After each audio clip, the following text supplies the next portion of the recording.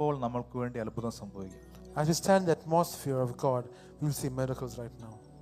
Revelation ഉണ്ടോന്ന് ചോദിച്ചാൽ ഉറപ്പായിട്ടുണ്ട്. സംഖ്യാ പുസ്തകം 17:7-8. The book of Numbers 17 verse 7 and 8. അവിടെ ഇങ്ങനെ എഴുതിയിട്ടുണ്ട്. It's written over here. നമുക്കറിയാം അവിടെ കാണുന്ന പ്രധാനപ്പെട്ട ഇൻസിഡന്റ് എന്ന് പറയുകയാണെങ്കിൽ ദൈവത്തിന്റെ സാന്നിധ്യത്തിന്റെ മുമ്പിൽ 12 വടി കൊണ്ട് വെക്കുക. We see there that Moses places 12 rods in front of the tabernacle. മോശ വടികളെ സാക്ഷി കൂടാരത്തിന്റെ യഹോവയുടെ സന്നിധിയിൽ വെച്ചു. Moses placed the rods before the Lord in the tabernacle of witnesses. അതിന്റെ അടുത്ത വാക്യത്തിൽ പറയുന്നുണ്ട്, The next verse, പിറ്റന്നാൾ മോശ സാക്ഷി കൂടാരത്തിൽ കടന്നപ്പോൾ ലേവി ഗൃഹത്തിനുള്ള അഹരോന്റെ വടി തളിർത്തിരിക്കുന്നത് കണ്ടു. അത് തളിർത്തു പൂത്ത് ബദാം ഫലം കായ്ച്ചിരുന്നു. Now it came to pass the next day that Moses went into the tabernacle, the house of Levi had sprouted and put forth buds and blossomed. ആദ്യം ഷോൺ ബ്രദർ പറഞ്ഞ കാര്യം, First thing Brother Sean said, പരിശുദ്ധാത്മാവ് എല്ലാം connected ആണ് പറയും നമ്മളോട്. everything that is connected by the Holy Spirit. ഒരു കൈപ്പത്തി പോലെ ഒരു മേഘം കണ്ടു. You'll see a small cloud as well as a fist. അതിനുശേഷം വലിയൊരു മഴ പെയ്തു. And then a great rain shall come.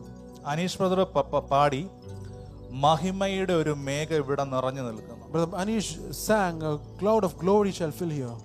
അതിന്റെ അർത്ഥം ദൈവത്തിന്റെ സാന്നിധ്യം, ദൈവത്തിന്റെ അന്തരീക്ഷം ഇവിടെയുണ്ട്. That means the presence of the Lord is moving here.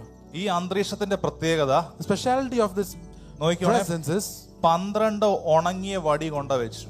12 rods were kept.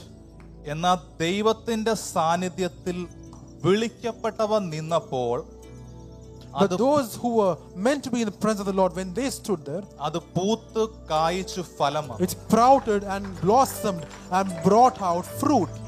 നിങ്ങൾ ദൈവസന്നിധിയിൽ കൊണ്ട് വെക്കുന്നത് What do you keep before the presence of the Lord? പൂക്കും കായ്ക്കും ഫലം വരും. It shall blossom out and bring out fruit. ഷഹറതിരിയോ ലതിരിയോ ഷഹറതിനിയോ.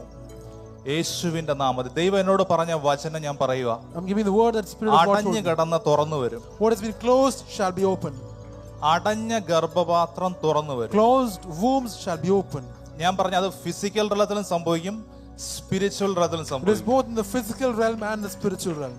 ഞാൻ ഈ വചനം കാണിച്ച സമയത്ത് ദൈവം എന്നെ ടൈറ്റസ് ബ്രദറിനെ എന്നെ കാണിച്ചത്. When I said this word, I saw the face of Brother Titus.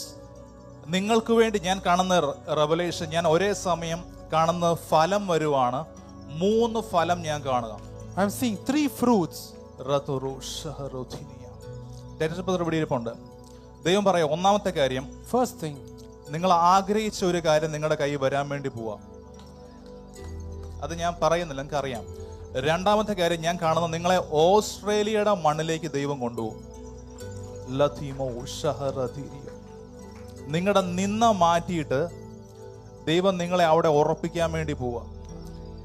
യേശുവിന്റെ നാമത്തിൽ ഞാൻ അതിനെ റിലീസ് ചെയ്യുന്നു. അതുകൂടാതെ ഈ സഭയോട് ദൈവം പറയുന്ന കാര്യം, ഇത്രയും നാൾ ഉണങ്ങി നിൽക്കുന്ന വ്യക്തികളാണോ, നിങ്ങൾ തളിർക്കാൻ വേണ്ടി പോവുക.